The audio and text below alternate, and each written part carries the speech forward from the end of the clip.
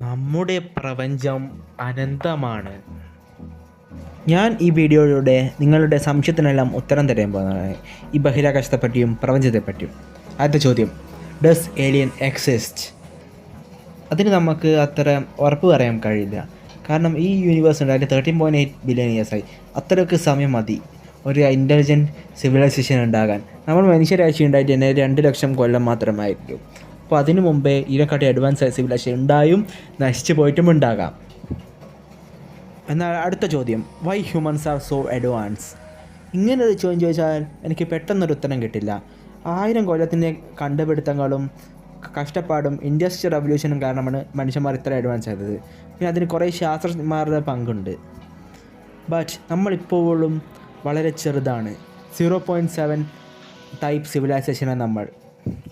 എവിടെയും എത്തിയില്ല നമ്മൾ. ഇനിയും ഒരുപാട് ദൂരം സഞ്ചരിക്കാനുണ്ട്. ഈ മനുഷ്യരാശിയെ മുന്നിൽ നിർത്താനാണ് ഹാർമണി കോർപ്പറേഷൻ്റെ ലക്ഷ്യം. Why humans don't care about others? Because humans are so selfish. അവർ അവരുടെ പറ്റി മാത്രമേ ചിന്തിക്കൂ. അവർക്ക് മറ്റുള്ളവരുടെ കാര്യം ഒരു വിഷയമല്ല. മനുഷ്യൻ സ്വന്തം സ്വാർത്ഥതയ്ക്ക് വേണ്ടി ഈ ഭൂമി തന്നെ നശിപ്പിക്കാൻ തയ്യാറാണ്. അതുകൊണ്ടാണ് ഈ ഭൂമി ഇങ്ങനെ ആയത്. What is A black hole?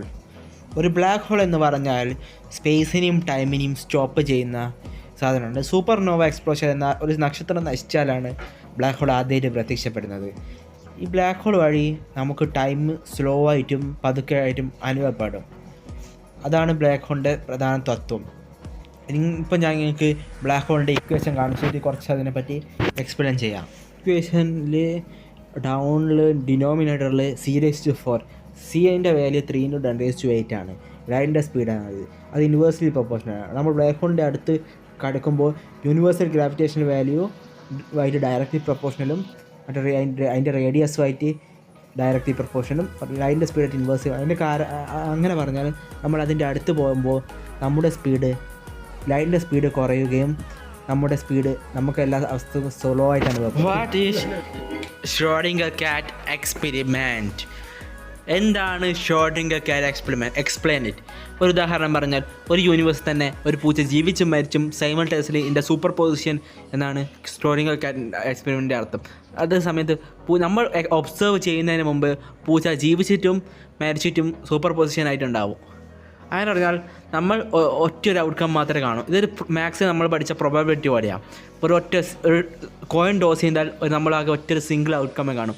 അതുപോലെയാണ് ഈ ഷ്രോഡിംഗർ എക്സ്പെരിമെൻറ്റ്. ഇത് വളരെ വിചിത്രമാണ്, എന്നാൽ വളരെ ഇൻട്രസ്റ്റിങ്ങുമാണ്. ഇലോൺ മസ്ക് എങ്ങനെയാണ് സ്പേസ് എക്സ് ഉണ്ടാക്കിയത്? സ്പേസ് എക്സ് ഉണ്ടാക്കാൻ വേണ്ടി ഇലോൺ മസ്ക് കുറേ എൻജിനീയറിനെ റിക്രൂട്ട് ചെയ്തിട്ടാണ് ഇലോൺ മസ്ക് സ്പേസ് എക്സ് ഉണ്ടാക്കിയത്. ആ സ്പേസ് എക്സിലെ റോക്കറ്റ് കാരണമാണ് ഇലോൺ മസ്ക് ഇപ്പോൾ വേൾഡ്സ് ബിഗ്ഗസ്റ്റ് പേഴ്സണായി മാറിയത്. അപ്പോൾ ഇന്നത്തെ വീഡിയോ ഇഷ്ടപ്പെട്ട ലൈക്ക് ചെയ്യുക, ഷെയർ ചെയ്യുക, സബ്സ്ക്രൈബ് ചെയ്യുക. ഇലോൺ മസ്കിന് വേണ്ടിയിട്ട് ഈ വീഡിയോ ലൈക്ക് ചെയ്യുക. Elon Musk